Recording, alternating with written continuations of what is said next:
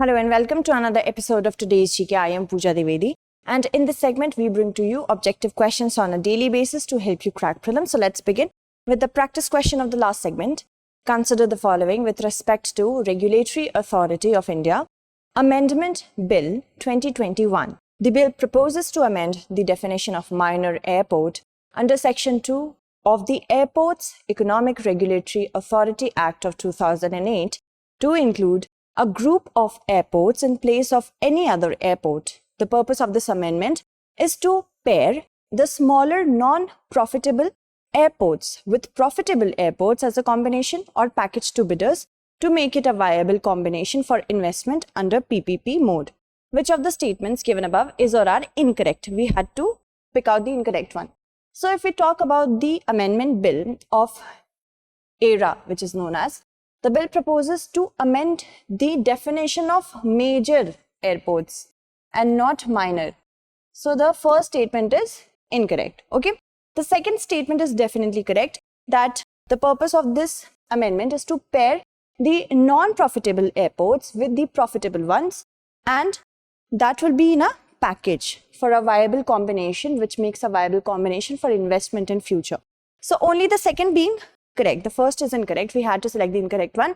The correct answer is option A, one only. And recently, the Lok Sabha passed the Airport Economic Regulatory Authority Amendment Bill, paving the way for privatization of a small loss-making airport by clubbing it with a larger airport. About the bill, it proposes to modify the definition of a major airport under the AERA Act of 2008 and will have to be passed by the Rajya Sabha for the amendment to come into effect. The bill proposes to amend the definition of major airports. We have already discussed this statement and this purpose. We have already discussed about the purpose also. So let's move forward. Consider the following statements. In 1980, the Mandal Commission report recommended 27% reservation to other backward classes. The 81st Constitutional Amendment Act 2000 provided for the reservation in promotion for the government servants belonging to scheduled castes and scheduled tribes. The SC/ST communities are excluded from the creamy layer principle. So we have to select the correct statement. Yes, in 1980, the Mandal Commission did propose a 20% reservation to OBCs, other backward classes. And the SC/ST communities have not been considered to have a creamy layer like OBC has. And the statement which is saying that the 81st Constitutional Amendment Act provided for the promotion is incorrect, because it should be the 85th Constitutional Amendment. So the first and the third are correct. We had to select the correct statements. The correct answer would be option B, 1 and 3 only. A proposal to revise the criteria for defining the creamy layer among OBCs has been pending for years, and MPs have raised the issue during the ongoing monsoon session of the Parliament. In 1980, the Mandal Commission report recommended 27% reservation to the OBCs, and 85th Constitutional Amendment Act of 2001 provided for the reservation and promotion can be applied with consequential seniority for the government servants belonging to SCs and STs with retrospective effect from June 1995. The SC/ST communities are excluded from the creamy layer principle. Consider the following statements. The ozone layer in the troposphere protects life on Earth from the sun's harmful ultraviolet rays, and India has successfully achieved the complete phase out of hydrochlorofluorocarbon, that is HCFC 141b. We have to select the correct statement. Okay, many of you must be thinking that the first statement is definitely correct, that ozone, yes, it protects us from the harmful UV rays, but you might miss a very minute detail because it is not present in the troposphere but the stratosphere. So the first statement is incorrect. The second statement is definitely correct. So the correct answer would be option B, that is 2 only. Recently, a Center for Science and Environment study has found that ozone levels are exceeding the permitted levels even during winter in Delhi NCR, making the smog more toxic. The ozone layer in the stratosphere protects life on Earth from the sun's harmful ultraviolet rays. Also, India has successfully achieved the complete phase out of hydrochlorofluorocarbons 141b, which is a chemical used by foam manufacturing enterprises and one of the most potent ozone depleting chemicals after chlorofluorocarbons. With reference to the 𝐈𝐀𝐒 scheme, consider the following statements. It is formulated by the Ministry of Social Justice and Empowerment. The social audits for all these schemes are to be conducted by the National Institute for Rural Development and Panchayati Raj. We have to select the correct statement. Now, both of these statements are actually correct. The correct answer would be option C, both 1 and 2. The Ministry of Social Justice and Empowerment has formulated a scheme, namely Information Monitoring, Evaluation and Social Audit in financial year 2021 to 22. Under 𝐈𝐀𝐒 scheme, social audits are to be conducted for all the schemes of the department starting from financial year 21 to 22, and these social audits are done through social audit units of the states and National Institute for Rural Development and Panchayati Raj. Moving on, consider the following statements. Midday meal scheme was launched in 1995 as a centrally sponsored scheme. The midday meal scheme comes under the Human Resources Development Ministry, now Ministry of Education. We have to select the incorrect statements. Now, none of these statements are actually incorrect. The correct answer to this question would be option D, neither 1 nor 2. Recently, the government told Parliament that a total of 9.27 lakh severely acute malnourished children between the age of 6 months and 6 years have been identified in the country till November 2020. Midday meal scheme was launched in 1995 as a centrally sponsored scheme. And there is a very important and very interesting research that has come to the fore that children who started getting midday meals in their schools under this scheme, they are actually the parents of healthier children. Their children are much healthier than those children who have not received the MDMs. We have also covered that in one of our TGKs. So this is a very good and very helpful scheme, and the midday meal scheme comes under the HRD ministry, that is now the Ministry of Education, Department of School and Education and Literacy. Consider the following statements regarding the prohibition of employment as manual scavengers and their Rehabilitation Act 2013. Offences under the Act are non-cognizable and non-bailable. The Act prohibits the construction or maintenance of insanitary toilets. So we have to select the correct statement. If we talk about the offences under this Act, they are cognizable and non-bailable. Cognizable because they are taking into cognizance, and non-bailable means they are not any offence under this provision. They are not bailable. They are not a regular offence. If any offence is cognizable and non-bailable, that creates a lot of issues for the person who has perpetrated the offence. So the first statement is incorrect. It is taken into cognizance, so it is cognizable. And second statement is correct, that the Act prohibits the construction or maintenance of insanitary toilets. The correct answer is option B2 only. Recently, the Union Social Justice and Empowerment Minister told the Parliament that the central government does not identify the recent deaths in Delhi due to manual scavenging, but due to hazardous cleaning of septic tanks and sewers.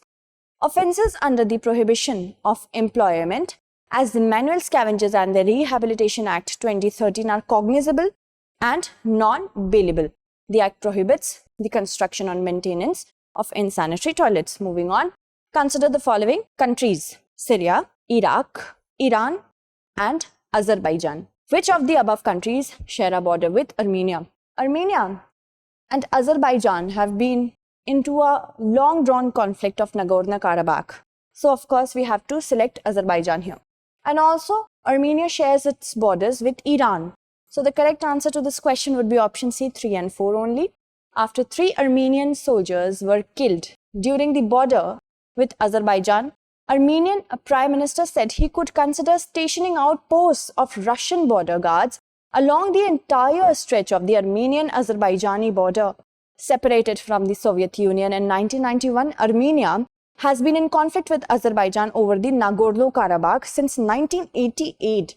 Armenia shares borders with the following countries: Azerbaijan, as you can see, then comes Turkey, and Georgia, also Iran.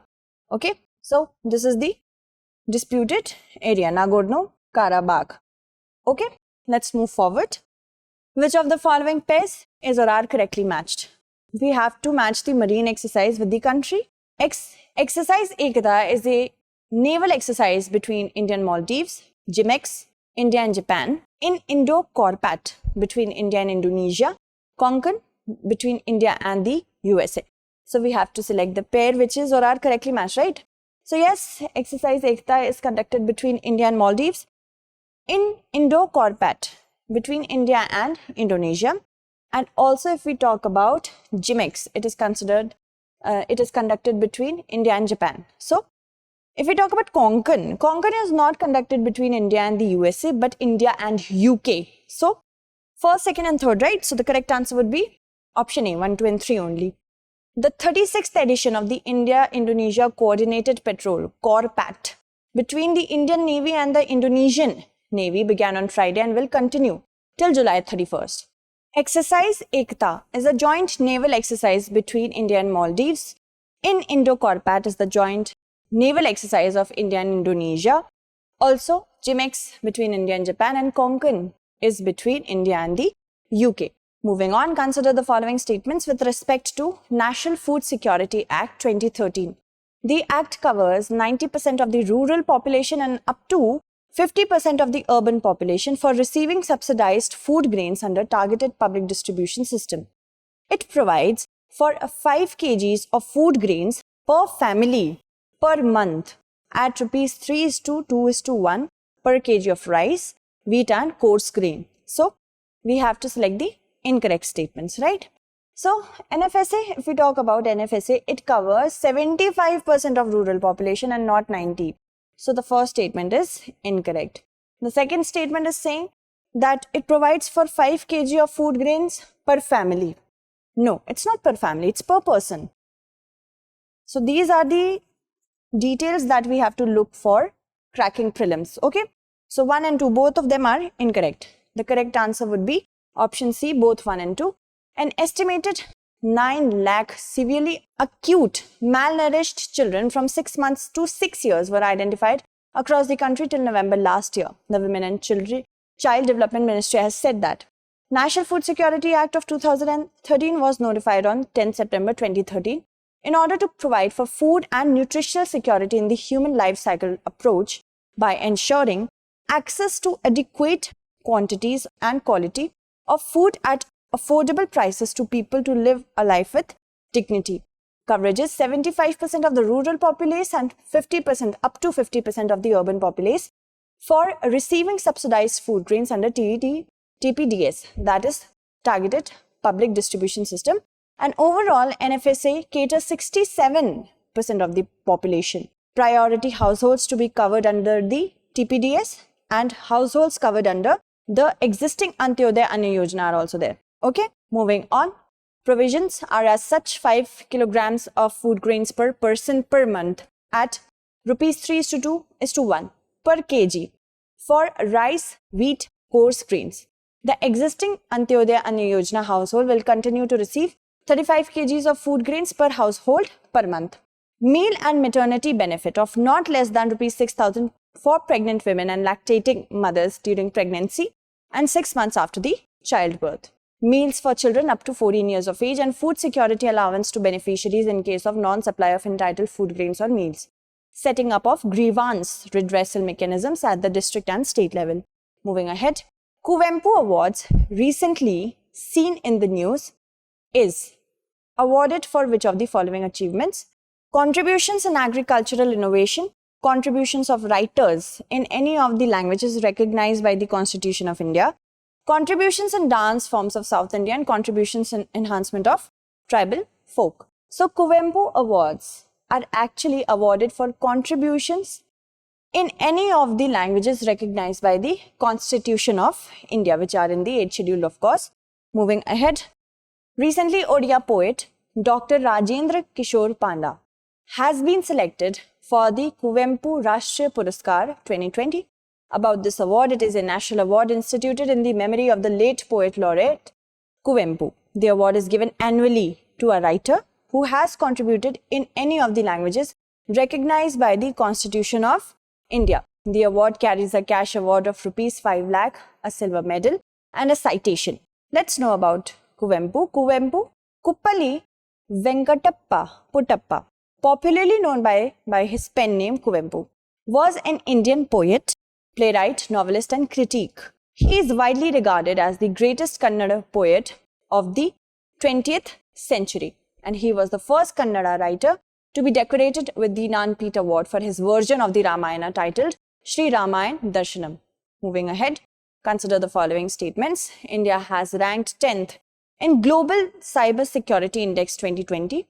India secured the 4th position in the Asia Pacific region, and the US topped, followed by Australia and, of course, Saudi Arabia, that tied on the 2nd position together.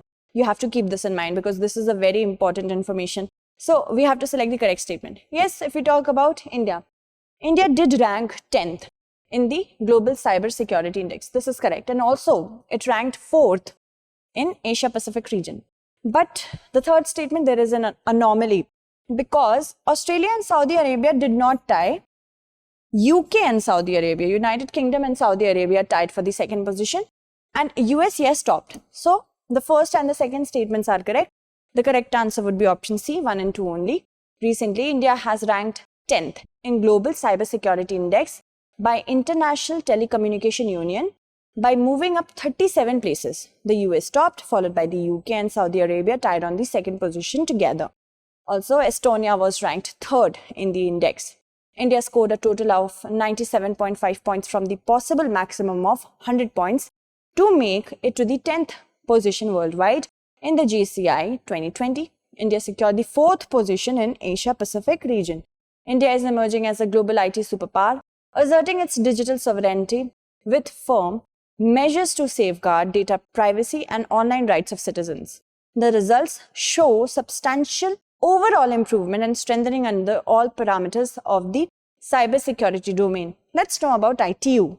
It is the United Nations Specialized Agency for Information and Communication Technologies.